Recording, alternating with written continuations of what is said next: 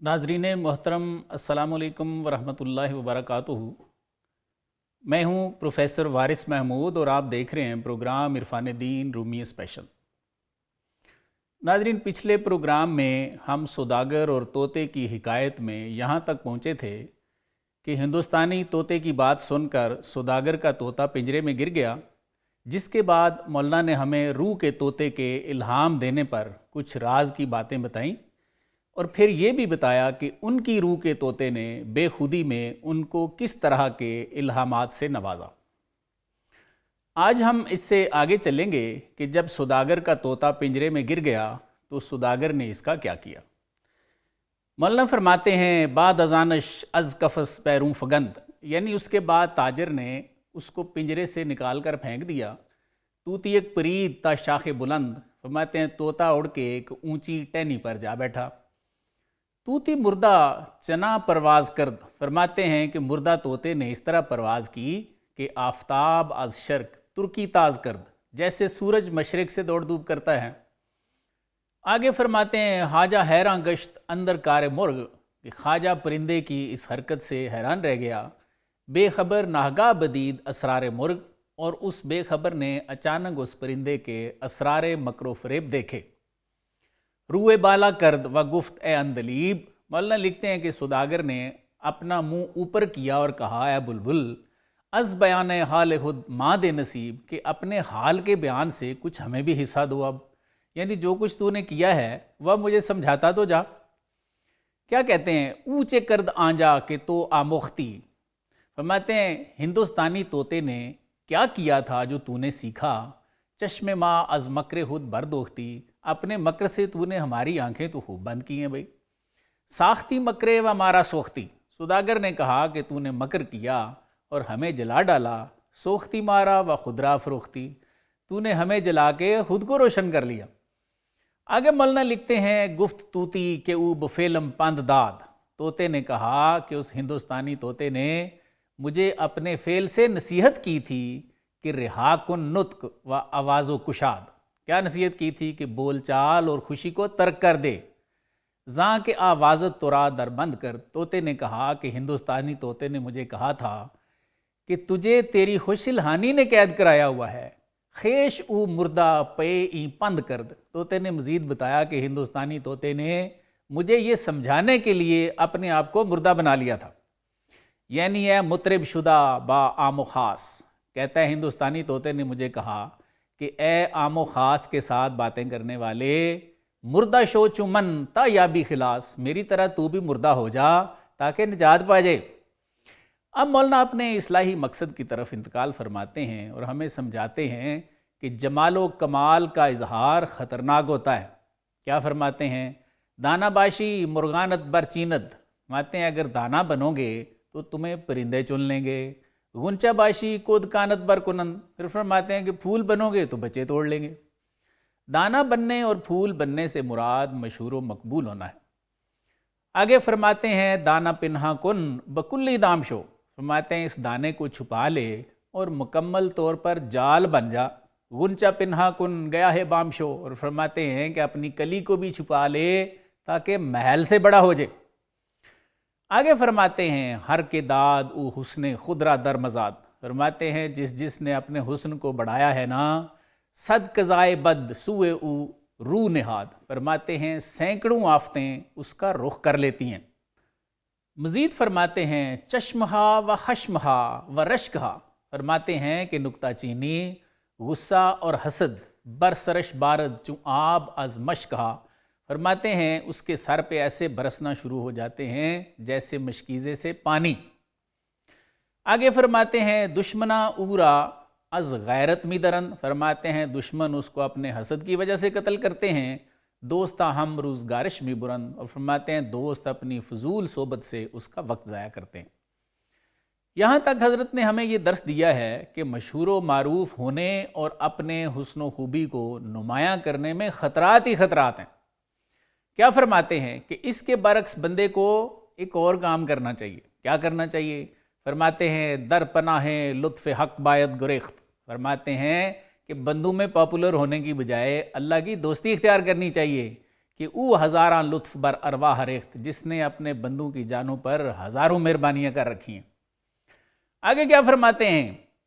تا پناہ یابی آنگہ چے پناہ، فرماتے ہیں تاکہ تو پناہ حاصل کر لے، اور پناہ بھی کیسی حاصل کرے؟ آب و آتش مر تورا گردد سپاہ، کہ پانی اور آگ تیری فرما بردار سپاہ بن جائیں۔ اب آگے ہم جیسے کمزور ایمان والوں کو کچھ مثالیں دیتے ہیں کہ اللہ کے دوستوں یعنی انبیاء اولیاء کے لیے اللہ تعالیٰ موجودات کو مسخر فرما دیتے ہیں۔ کیسے؟ فرماتے ہیں نوح موسیٰ را نہ دریا یار شد، فرماتے ہیں بھئی کیا نوح علیہ السلام اور موسیٰ علیہ السلام کے دریا یار نہیں بن گئے تھے؟ نئے بر آدائشاں بقی کا ہار شد، فرماتے ہیں کیا ان کے دشمنوں پر انہوں نے غصے سے قہر نہیں ڈھایا تھا؟ آگے دوسری مثال دیتے ہیں آتش ابراہیم را نئے کلابود، فرماتے ہیں کیا آگ ابراہیم علیہ السلام کے لیے حفاظتی قلعہ نہیں بن گئی تھی؟ تا بر آورد از دل نمرود دود، کیا اس نے نمرود کے دل سے دھواں نہیں نکال دیا تھا؟ اب تیسری مثال دیتے ہیں کو یحییٰ را نسوئے ہیش خان، فرماتے ہیں کیا پہاڑ نے حضرت یحییٰ علیہ السلام کو اپنی طرف نہیں بلایا تھا؟ کاسدانش را بزخم سنگران، اور فرماتے ہیں کیا یحییٰ علیہ السلام کا قصد کرنے والوں کو پتھر مار مار کے نہیں بگایا تھا اس نے؟ گفت یحییٰ بیا درمن گریز، کیا فرماتے ہیں کہ پہاڑ نے نہیں کہا تھا کہ اے یحییٰ میرے اندر آ جا، تا پناہت باشم از شمشیر تیز، تاکہ تیز شمشیر سے میں تیری پناہ بن جاؤں۔ مولانا احمد حسن کانپوری رحمۃ اللہ علیہ فرماتے ہیں کہ جب یہود حضرت یحییٰ علیہ السلام کے در پہ آزار ہوئے، آپ بھاگ کر جانے لگے، تو اس وقت ایک پہاڑ نے آپ کو آواز دی کہ یہاں تشریف لے آئیے، پھر ان تعاقب کرنے والے دشمنوں پر پہاڑ پتھر برسانے لگا۔ مولانا نے ہمیں ان اشعار میں طوطے کی زبان سے یہ درس دیا ہے کہ اپنے جمال و کمال کے اظہار کا فائدہ تو بڑی دور کی بات ہے، یہ موجب نقصان ہے۔ اس جلال و جمال کی وجہ سے دشمن اور حاسد لوگ ہر وقت آپ کی طاق میں رہتے ہیں اور موقع ملنے پر نقصان پہنچاتے ہیں، جبکہ مطلب پرست اور دنیا پرست دوست آپ کے ساتھ لگ جاتے ہیں، آپ کا وقت اور پیسہ برباد کرتے ہیں، اور یوں آپ کی زندگی کا قیمتی وقت نکل جاتا ہے۔ اسی لیے مولانا فرماتے ہیں کہ اس جہان میں انسان کی پریارٹی یہ ہونی چاہیے کہ اپنا تعلق ذات سے جوڑے، جس کی مہربانی کی ہمیں ہر وقت ضرورت ہے۔ اس سے نہ صرف یہ کہ آپ کی آخرت بنے گی، بلکہ بقول مولانا جب آپ عبادت و ریاضت سے صاحب انعام ہو جائیں گے تو اللہ تعالیٰ آپ کے لیے موجودات کو بھی مسخر کر دیں گے، جیسے نوح علیہ السلام اور موسیٰ علیہ السلام کے لیے پانی کو کیا، اور وہی پانی ان کے دشمنوں پر قہر ڈھانے لگا۔ بالکل اسی طرح جیسے آگ نے ابراہیم علیہ السلام کی حفاظت کی اور نمرود کے دل سے دھواں نکال دیا، یا جیسے پہاڑ نے یحییٰ علیہ السلام کو پناہ دی لیکن ان کے دشمنوں پر پتھر برسا دیے، بالکل اسی طرح موجودات آپ کے لیے بھی مسخر ہو جائیں گے۔ یہ مولانا فرمانا چاہ رہے ہیں۔ اس کے بعد حضرت لکھتے ہیں یک دو پندش داد توتی بے نفاق، یعنی اس طوطے نے سوداگر کو ایک دو مخلصانہ نصیحتیں کیں، بعد ازاں گفتش سلام الفراق، اس کے بعد طوطے نے کہا کہ السلام علیکم، اب یہاں سے فراق ہے، میں اب آپ سے جدا ہوتا ہوں۔ طوطے نے اور کیا کہا؟ الوداع اے خواجہ کر دی مرحمت، اس نے کہا آقا میں رخصت ہوتا ہوں، تو نے مجھ پہ بڑی مہربانی کر دی ہے۔ کر دیا زادم از قید و مظلمت، اس نے کہا تیرا بہت شکریہ، تو نے مجھے قید اور ظلمت سے آزاد کر دیا ہے۔ طوطے نے مزید کہا الوداع اے خواجہ رفتم تا وطن، کیا کہا کہ خدا حافظ، اب میں اپنے وطن کو روانہ ہوتا ہوں، ہم شوی آزاد روزے ہم چمن۔ کیا بات ہے، کیا طوطا دعا دے گیا کہ اللہ کرے تو بھی کسی دن میری طرح نفس کی ظلمت سے آزاد ہو جائے۔ خواجہ گفتش فی امان اللہ برو، اس نے کہا جا، بات سمجھ آ گئی ہے، اللہ حافظ جاؤ، مرمرا اکنو نمودی راہنو، سوداگر نے کہا اب جاؤ، تو نے مجھے بھی ایک نئی راہ دکھا دی ہے۔ سوئے ہندوستان اصلی روح نہاد، فرماتے ہیں کہ اس نے اپنے اصلی وطن یعنی ہندوستان کی طرف رخ کیا۔ طوطے کی بات ہو رہی ہے۔ بعد شدت از فرحہ دل گشت شاد، فرماتے ہیں سختی کے بعد خوشی سے طوطے کا دل نہال ہو گیا، خوش ہو گیا۔ خواجہ باخود گفت این پندے مانست، سوداگر نے اپنے آپ سے کیا کہا؟ طوطا میرے لیے نصیحت چھوڑ گیا ہے۔ راہ او گیرم کہ این راہ روشن است، اس نے اپنے آپ سے وعدہ کر لیا کہ میں بھی طوطے کے راستے پہ چلوں گا کیونکہ یہ راستہ روشنی کی طرف جاتا ہے۔ سوداگر نے مزید اپنے آپ سے کہا، جان من کم تر اس طوطی کے بود، اس نے کہا میری جان طوطے سے گئی گزری کیسے ہو سکتی ہے؟ جہاں چنی باید کہ نیکو پہ بود، اس نے کہا یقیناً جان ایسی ہی ہونی چاہیے جو نیکی کے راستے پہ لگ جائے۔ مولانا نے ہمیں طوطے کی نصیحتوں میں موتو قبل انتا موتو کا درس دیا ہے، یعنی مرنے سے پہلے مر جاؤ، جس سے مراد نفس کی موت ہے۔ اسی کو حضرت شمس تبریز رحمۃ اللہ علیہ نے فنا فرمایا، اسی کو مولانا نے ما فرمایا۔ صوفیاء کے ہاں اس فنائیت یا موتو قبل انتا موتو کی تعلیم معروف بات ہے۔ بعض صوفیاء نے تو یہاں تک لکھا ہے کہ اس موتو قبل انتا موتو یعنی مرنے سے پہلے مر جاؤ کی منزل پر فائز ہونے والا شخص عالم خواب میں اپنے آپ کو مرا ہوا دیکھتا ہے اور اپنے حساب و کتاب کی منزل سے بھی بڑی آسانی سے گزرتا ہے، جس کا مطلب صوفیاء یہ بتاتے ہیں کہ اللہ تعالیٰ عالم مثال میں ایسے نیک بخت کو دکھا دیتے ہیں کہ تیری عبادت و ریاضت کے صدقے ہم کل کو تیرے ساتھ یہ معاملہ فرمائیں گے۔ ناظرین ایک چھوٹا سا وقفہ لیں گے، وقفے کے بعد دیکھیں گے کہ مولانا نے مزید ہمارے لیے کیا لکھا ہے۔ جی ناظرین ساتھ رہنے کا شکریہ۔ اس کے بعد دفتر اول کے حصہ سوم کا آغاز ہوتا ہے، جس کے آغاز میں مولانا نے ایک سارنگی بجانے والے بوڑھے کا قصہ لکھا ہے جو حضرت عمر رضی اللہ عنہ کے عہد مبارک میں تھا۔ آئیے مولانا کی زبانی سنتے ہیں اور جانتے ہیں کہ یہ قصہ کیا ہے اور مولانا ہمیں اس میں کیا درس دینا چاہتے ہیں۔ مولانا فرماتے ہیں این شنی دستی کہ در عہد عمر، فرماتے ہیں کیا تم نے سن رکھا ہے کہ حضرت عمر رضی اللہ عنہ کے دور میں بود چنگی مطربے باکر و فر، فرماتے ہیں ایک سارنگی بجانے والا تھا جو بڑی شان و شوکت سے زندگی بسر کر رہا تھا۔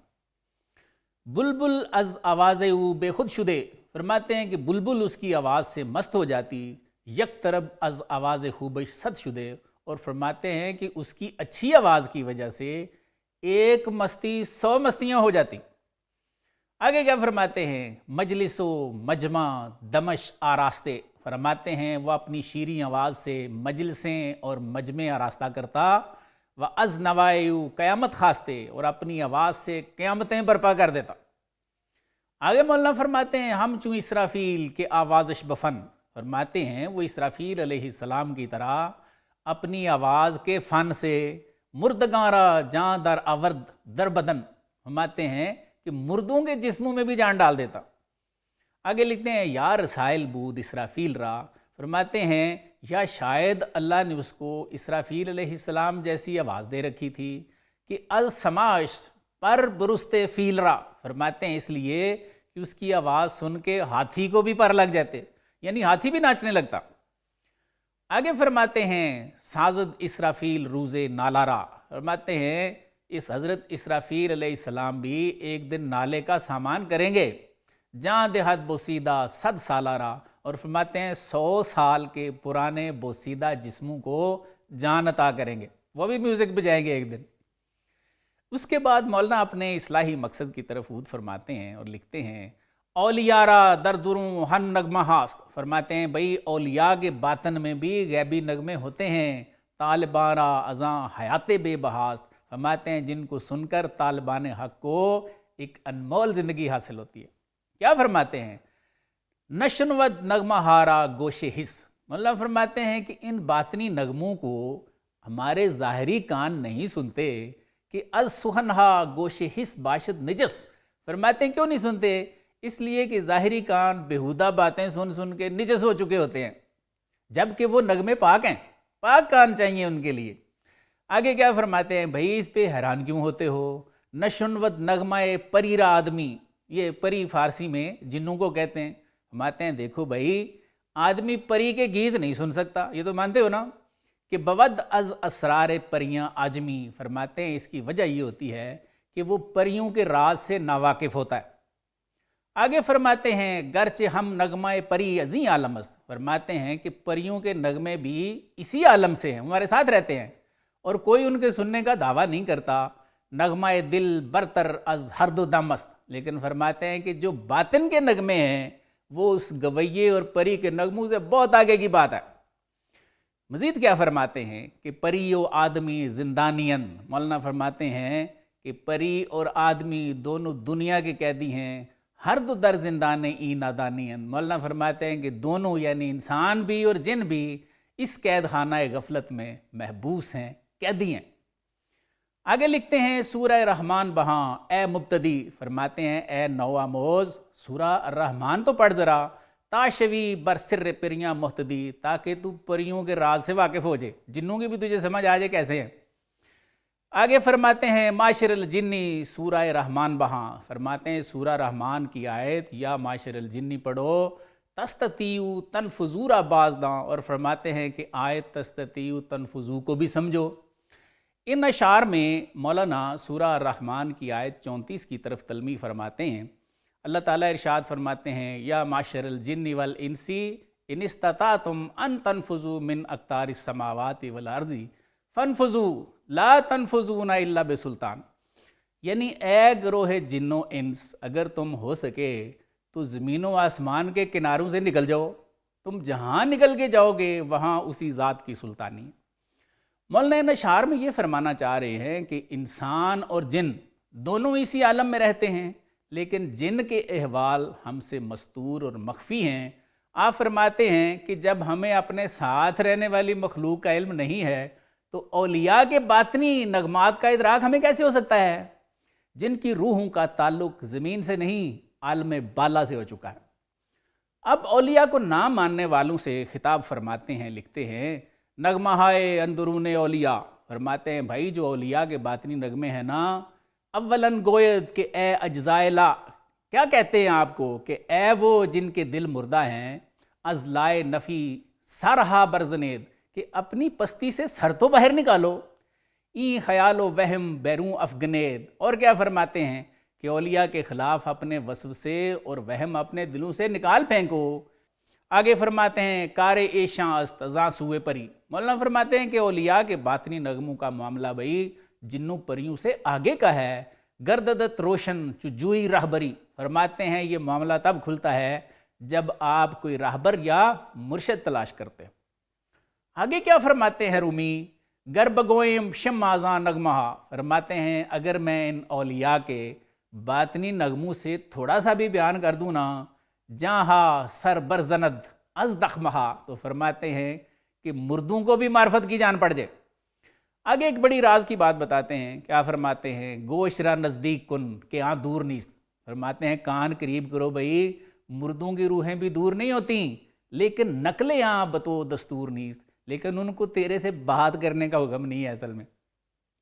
آگے مزید فرماتے ہیں ہی کہ اسرافیل وقتاً اولیاء، فرماتے ہیں خبردار اولیاء وقت کے اسرافیل ہوتے ہیں، مردہ را ازیشاں حیات است و نما، فرماتے ہیں مردہ دل ان سے زندگی اور نشو و نما پاتے ہیں۔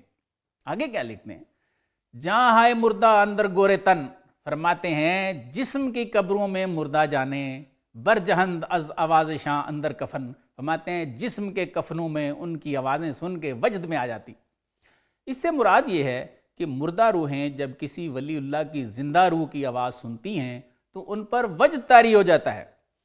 مولانا نے روح کی آواز پہ بے شمار کلام لکھے ہوئے ہیں، جن میں آپ فرماتے ہیں کہ وہ بندے کی آواز ہوتی ہی نہیں بلکہ روح کی آواز ہوتی ہے، اور روح چونکہ اللہ کا نور ہے تو وہ اللہ کا اپنا کلام ہوتا ہے، اس لیے روحیں جب اس ازلی ابدی آواز کو سنتی ہیں تو وجد میں آ جاتی۔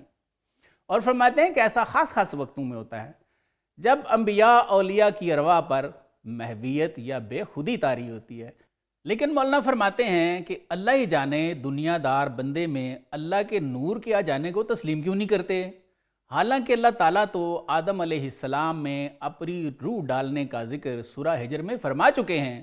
پھر فرماتے ہیں کہ اللہ نے تو سورہ قصص میں اپنے درخت میں آنے کا بھی تذکرہ کر رکھا ہے۔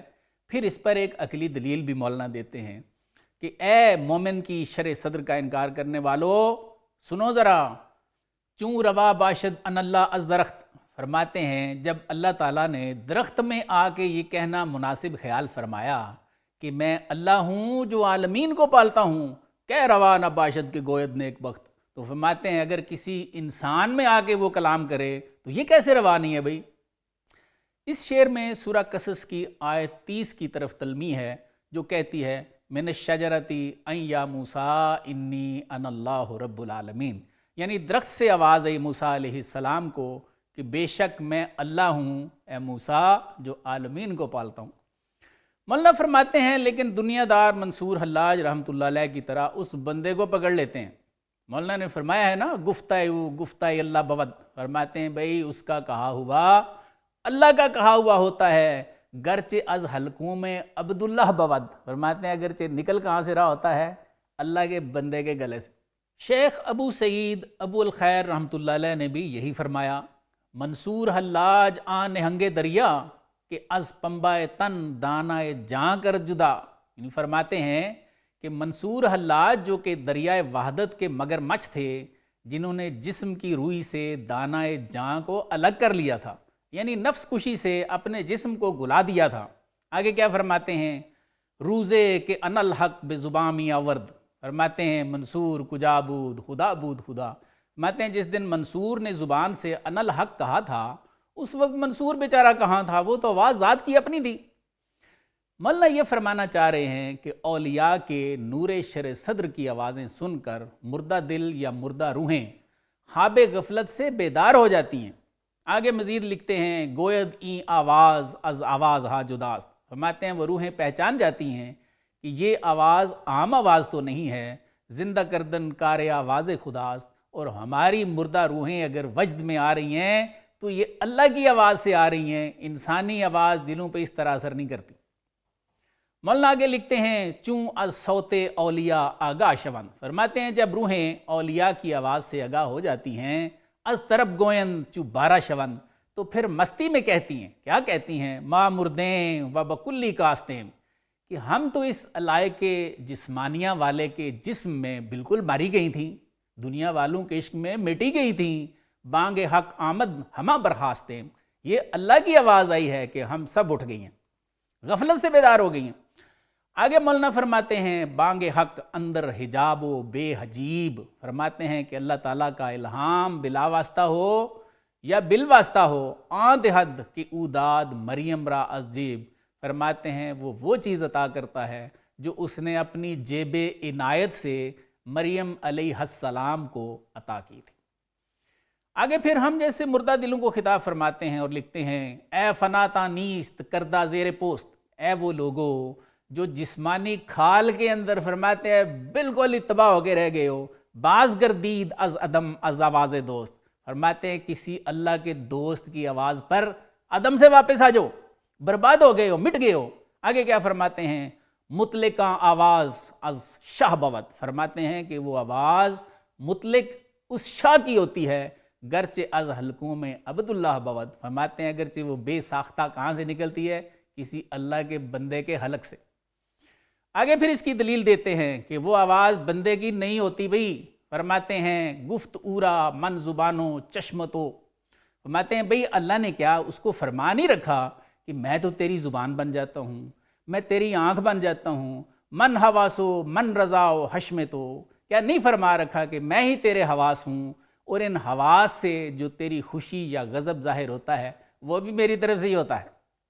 آگے فرماتے ہیں رو کہ بے یسمعو و بی یبصرتوئی، کیا فرماتے ہیں کہ جانو کہ وہ تو مجھ سے سنتا ہے، مجھ سے دیکھتا ہے، کیا فرماتے ہیں سرتوئی چے جائے صاحب سرتوئی، فرماتے ہیں تو راز ہے چے جائے کہ تجھے صاحب راز کہیں۔ مولانا نے نشار میں بخاری شریف کی اس حدیث قدسی کا خلاصہ بیان کیا ہے جو قرب نوافل کے نام سے زیادہ مشہور ہے، اور حضرت ابو ہریرہ رضی اللہ عنہ کی روایت ہے کہ اللہ تعالیٰ نے اپنے محبوب صلی اللہ علیہ وآلہ وسلم سے فرمایا کہ جس نے میرے ولی سے دشمنی کی، یہ یہاں سے شروع ہوتی ہے، اس سے میرا اعلان جنگ ہے، اور بندہ میرا قرب سب سے زیادہ فرائض کے ذریعے حاصل کرتا ہے اور نوافل کے ذریعے مسلسل میرا قرب حاصل کرتا رہتا ہے، یہاں تک کہ میں اسے محبت کرنے لگتا ہوں، اور پھر جب میں اسے محبوب بنا لیتا ہوں تو اس کے کان بن جاتا ہوں جن سے سنتا ہے، اس کی آنکھ بن جاتا ہوں جس سے دیکھتا ہے، اس کا ہاتھ بن جاتا ہوں جس سے پکڑتا ہے، اس کے پاؤں بن جاتا ہوں جن سے چلتا ہے، پھر وہ میرے سے سوال کرے تو میں عطا کرتا ہوں، اور مجھ سے پناہ چاہے تو میں اسے پناہ دیتا ہوں۔ مولانا نشار میں یہ فرمانا چاہتے ہیں کہ کسی ایسے صاحب شر صدر کی صحبت میں بیٹھ، اس کی صحبت سے تیری مردہ روح بھی زندہ ہو جائے گی۔ ناظرین ایک وقفہ لیں گے، وقفے کے بعد جانیں گے کہ مولانا نے ہمارے لیے مزید کیا لکھا۔ جی ویلکم بیک ناظرین، چلتے ہیں سارنگی بجانے والے کے بقیہ قصے کی طرف۔ مولانا فرماتے ہیں مطربے کے عزوے جہاں شد پر طرب، فرماتے ہیں کہ وہ ایسا گویا تھا بھئی کہ جس سے عالم مستی سے بھر گیا تھا۔ رستا از آوازش خیالات عجب، فرماتے ہیں اس کی آواز سے عجیب و غریب عشقیہ خیالات پیدا ہو جاتے تھے۔ آگے کیا فرماتے ہیں، وَعَز نوائش مرغ دل پراں شدے، فرماتے ہیں اس کی آواز سے دل کا پرندہ پرواز کرنے لگتا۔ وَعَز صدائش ہوش جاں حیراں شدے، اور اس کی آواز سے روح کے بھی ہوش اڑ جاتے۔ مزید لکھتے ہیں چوں برآمد روزگار و پیر شد، فرماتے ہیں جب اس کی عمر ڈھلی اور وہ بوڑھا ہو گیا، باز جانش اج عجز پشہ گیر شد، تو فرماتے ہیں اس کی جان کا باز عاجزی سے مچھر کا شکاری بن گیا، یعنی اب اس سے گایا نہیں جاتا کہ بڑے بڑے لوگ اس کو سنیں۔ پشتے او خم گشت ہم چوں پشتے خم، فرماتے ہیں اس کی پشت مٹکے کی پشت کی طرح خمدار ہو گئی۔ ابرواں بر چشم ہم چوں پارے دم، فرماتے ہیں اس کی ابرو آنکھوں پر دمچی کی طرح آگے۔ آنوا کے رشک زہرہ آمدہ، فرماتے ہیں کہ وہ آواز جس سے اس دور کی مشہور مغنیہ زہرہ بھی جس کو بہت پسند کرتی تھی، ہم چوں آواز خرے پیرے شدہ، فرماتے ہیں وہ آواز بوڑھے گدھے کی آواز جیسی ہوگی۔ خود قدامی خوش کہ ناخوش نہ شد، فرماتے ہیں کہ بھلا کوئی ایسا خوش ہے جو کبھی ناخوش نہ ہوا ہو، یا قدامی سقف کہ عام مفرش نہ شد، اور فرماتے ہیں کہ کون سی ایسی چھت ہے جو گری نہ ہو۔ جز آواز عزیزاں در صدور، فرماتے ہیں سوائے اللہ کے دوستوں کی اس آواز کے جو ان کے باطنوں سے آتی ہے، کہ بود از عکس دمیں شان نفخ سور، فرماتے ہیں جو سور پھونکا جائے گا نا وہ بھی ان کی آواز ہی کی صدائے باز گشت ہوگی۔ لوگوں کے جو اللہ کے اولیاء ہیں ان کے سینوں سے جو آواز آتی ہے وہ اللہ تعالیٰ کے الہام کی آواز ہوتی ہے، اللہ تعالیٰ دیتے ہیں۔ تو مولانا فرمانا یہ چاہ رہے ہیں کہ وہ جو سور پھونکا جائے گا وہ بھی ان کی صدائے باز گشت ہوگی، یعنی اللہ کی ہی آواز ہوگی۔ درون کہ این دروہا مست زوست، فرماتے ہیں کہ یہ خاصان حق کے باطن ہیں جن سے ہمارے باطن بھی مست ہیں۔ نیستے کہ این ہستی ہائے ماں ہست از اوست، فرماتے ہیں وہ ایسے فانی ہیں کہ ہماری ہستیاں بھی ان سے قائم ہیں۔ کوہربائے فکر دہر آواز اوست، پھر فرماتے ہیں کہ ان کی آوازیں ایسے مقناطیس ہیں جو دنیا کی فکروں کے لوہے کو اپنی طرف کھینچ کے ختم کر دیتے ہیں۔ لذت الہام و وحی و راز زوست، پھر فرماتے ہیں کہ ان کی آوازیں الہام و وحی و راز کی لذت بخشنے والی ہیں۔ آگے پھر مولانا سارنگی بجانے والے کے قصے کو جاری رکھتے ہیں اور فرماتے ہیں مطرب پیر تر گشت و ضعیف، فرماتے ہیں کہ وہ گویا بہت بوڑھا اور کمزور ہو گیا۔ شد از بے کسبی رہین یک رغیف، فرماتے ہیں وہ نہ کمانے کی وجہ سے ایک روٹی کا بھی محتاج ہو گیا۔ میں اس کو مختصر کروں گا، اب اسے سنتا کوئی نہیں، اس نے اللہ سے یوں عرض کیا، نیست کسب امروز مہمان توام، اے اللہ اب میں کما نہیں سکتا، اب میں تیرا مہمان ہوں۔ چنگ بہرے تو زنم کانے توام، اب میں تیرے لیے سرنگی بجاؤں گا کیونکہ غلام تو میں تیرا ہی ہوں۔ چنگ را برداشت شد اللہ جوئے، اس نے اپنی سارنگی اٹھائی اور اللہ کی تلاش میں مولانا فرماتے ہیں نکل پڑا۔ سوئے گورستان یسرب آہ جوئے، فرماتے ہیں آہیں بھرتا ہوا مدینہ شریف کے قبرستان میں چلا گیا۔ گفتہا ہم از حق ابریشم بہا، بولا اللہ تعالیٰ سے سارنگی بجانے کا انعام چاہوں گا کہ او بن کوئی پذیرد کل برا، کیونکہ فرماتے ہیں کہ وہ کہتا ہے اللہ تعالیٰ سے کہ آپ تو کھوٹے سکے بھی قبول کر لیتے ہو۔ چنگ زد بسیار و گریاں سر نہاد، مولانا فرماتے ہیں اس نے بہت سارنگی بجائی اور روتے روتے سر رکھ دیا۔ چنگ بالی کرد و بر گورے فتاد، فرماتے ہیں اس نے اپنی سارنگی کا تکیہ بنایا اور قبر پر گر گیا، قبرستان میں ہے۔ خواب بردش مرغ جاں از حبس رست، فرماتے ہیں کہ اس کو نیند آ گئی اور اس کی روح کا پرندہ قید سے چھوٹ گیا۔ چنگ و چنگی را رہا کرد و بجست، فرماتے ہیں اس کی روح نے سارنگی اور سارنگی بجانے والے کو چھوڑا اور عالم غیب میں سیر کرنے لگی۔ آگے فرماتے ہیں گشت آزاد از تنو رنج جہاں، فرماتے ہیں اس کی روح جسم اور اس جہان کے جھگڑوں سے آزاد ہو گئی، خواب دیکھنا شروع ہو گیا۔ در جہان سادہ و صحرائے جاں، اور فرماتے ہیں ایک سادہ عالم اور روح کے میدان میں جا پہنچی، یہ اس کی روح کی بات بتا رہے ہیں۔ جانے او آنجا سرایاں ماجرا، فرماتے ہیں اس کی روح وہاں جا کر اپنی داستان سنانے لگی کہ اندر اینجا گر بما دندے مرا، کہ کاش مجھ کو اسی جگہ رہنے دیتے، بے پرو بے پا سفر میں کرد میں۔ کیا کہتی ہے اس کی روح کہ میں یہاں بغیر پروں کے اور بغیر پاؤں کے سفر کرتی، بے لبو دنداں شکرمی خرد میں، اور بغیر ہونٹوں کے اور بغیر دانتوں کے شکر کھاتی، ذکر و فکر فارغ از رنج دماغ۔ اور روح کیا کہتی ہے کہ اگر یہاں رہتی تو سوچ کی تکلیفوں سے دور رہتی اور دن رات اللہ کے ذکر و فکر میں مشغول رہتی۔ کردمے با ساکنان چرخلاگ، اور کیا کہتی ہے کہ آسمان والوں کے ساتھ خوشیاں مناتی، امر می آمند کہ ہی تام مشو، ادھر سے غیب سے کیا آواز آتی ہے روح کو کہ خبردار زیادہ لالچی نہ بن، چوں از پایت خار بیروں شد برو، جب تیرے پاؤں سے غفلت کا کانٹا نکل گیا ہے اور تجھے مشاہدہ حاصل ہو گیا ہے تو اب دنیا میں واپس چلی جا۔ آگے مولانا لکھتے ہیں آن زماں حق بر عمر خواب گماشت، ادھر کہتے ہیں کہ اللہ تعالیٰ نے حضرت عمر رضی اللہ عنہ جن کا دور ہے ان پر نیند طاری کر دی، تاکہ خیش از خواب نہ تواس داشت، اتنی سخت نیند آئی کہ عمر رضی اللہ عنہ نیند کو ہٹا نہ سکے۔ در عجب افتاد کہ این ماہود نیست، کیا تعجب کرتے ہیں کہ اس وقت ہمیں سونے کی عادت نہیں ہے، و این از غیب افتاد بے مقصود نیست، سوچتے ہیں غیب سے نیند طاری ہو رہی ہے، بے مقصد نہیں ہے آج۔ سرنہاد و خواب بردش خواب دید، مولانا فرماتے ہیں کہ حضرت عمر نے سر رکھا، ان کو نیند آ گئی اور انہوں نے خواب دیکھا کہ آمدش از حق ندا جانش شنید، اللہ تعالیٰ کی آواز آئی جو ان کی روح نے سنی۔ یعنی اللہ تعالیٰ نے عمر رضی اللہ عنہ کو الہام دیا۔ کیا الہام دیا یہ مولانا بعد میں بتائیں گے، یہاں پہ ہمیں روکتے ہیں اور اپنے درسی مقصد کی طرف لوٹتے ہیں۔ کیا فرماتے ہیں؟ آن ندائے کہ اصل ہر بانگ و نواست، فرماتے ہیں کون سی آواز آئی؟ وہ آواز جو ہر آواز کی اصل ہے۔ خود ندا آست و این باقی صداست، فرماتے ہیں وہی تو آواز ہے، باقی سب تو گونج ہے۔ آگے کیا فرماتے ہیں؟ ترکو کردو پارسی گو و عرب، فرماتے ہیں کہ ترکوں نے، کردوں نے، فارسی بولنے والوں نے اور عربوں نے فہم کردہ آندا بے گوش و لب، فرماتے ہیں بغیر کانوں کے اور بغیر ہونٹوں کے اس آواز کو سن رکھا ہے۔ اولیاء مراد ہے اس سے، بہت سارے ہوئے ہیں جنہوں نے اللہ تعالیٰ سے الہام پایا ہے۔ آگے فرماتے ہیں خود چ جائے ترکو تاجک کست و زنگ، فرماتے ہیں بھائی بلکہ یہ ترک تاجک اور حبشی پر منحصر نہیں ہے، فہم کردست این ادارہ چوب و سنگ، فرماتے ہیں اس کی آواز تو لکڑیوں اور پتھروں نے بھی سنی ہوئی ہے۔ مولانا نے ان اشعار میں ہمیں متعدد درس دیے ہیں۔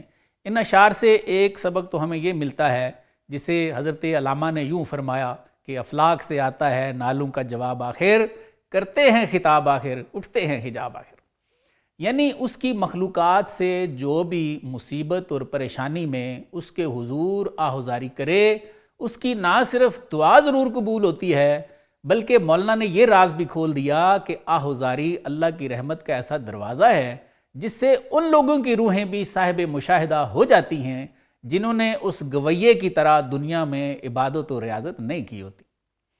دوسرا سبق ہمیں یہ ملتا ہے کہ بقول مولانا کے ہماری ہستیاں اولیاء کی وجہ سے قائم ہیں۔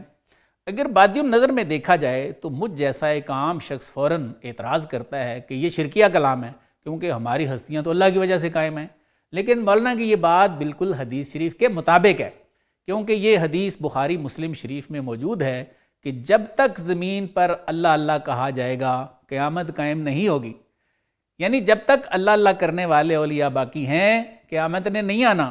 تیسرا سبق ہمیں یہ ملتا ہے کہ اللہ تعالیٰ خود تو بالمشافہ آ کر کسی کی مدد نہیں کرتے، جب کسی پہ مہربان ہوتے ہیں تو اپنی مخلوق میں سے کسی خاص مقرب بندے کو اس کا وسیلہ بناتے ہیں اور یہ مدد من جانب اللہ ہی کہلاتی ہے۔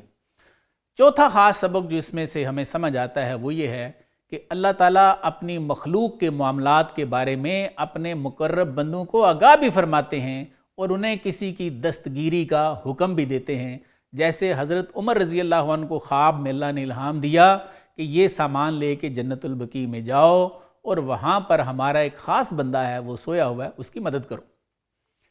پانچواں سبق جو ان اشعار میں ہمیں ملتا ہے وہ یہ ہے، مولانا فرماتے ہیں کہ اللہ تعالیٰ کا یہ الہام صرف کردوں فارسی بولنے والوں یا عربوں تک محدود نہیں ہے۔ اس میں کوئی شک نہیں کہ کبھی اللہ تعالیٰ الہام پتھروں اور لکڑیوں کو بھی دیتے ہیں۔ قرآن میں موجود ہے کہ اللہ تعالیٰ نے شہد کی مکھی کو الہام دیا، موسیٰ علیہ السلام کی والدہ کو الہام کیا، اور وہ بہت بڑا مکالمہ ہے۔ بعض لوگ جو یہ سمجھتے ہیں کہ اللہ تعالیٰ کا الہام و وحی صرف نبیوں تک محدود ہے، ایسا نہیں ہے۔ اگر قرآن پڑھیں تو اس میں شہد کی مکھی اور موسیٰ علیہ السلام کی والدہ کو الہام دینے کا ذکر موجود ہے۔ ناظرین، پروگرام کا وقت ختم ہو رہا ہے۔ انشاءاللہ اگلے پروگرام میں ہم یہ جانیں گے کہ اللہ تعالیٰ نے حضرت عمر رضی اللہ عنہ کو سارنگی بجانے والے کے بارے میں کیا الہام دیا۔ اجازت دیجیے، اللہ حافظ۔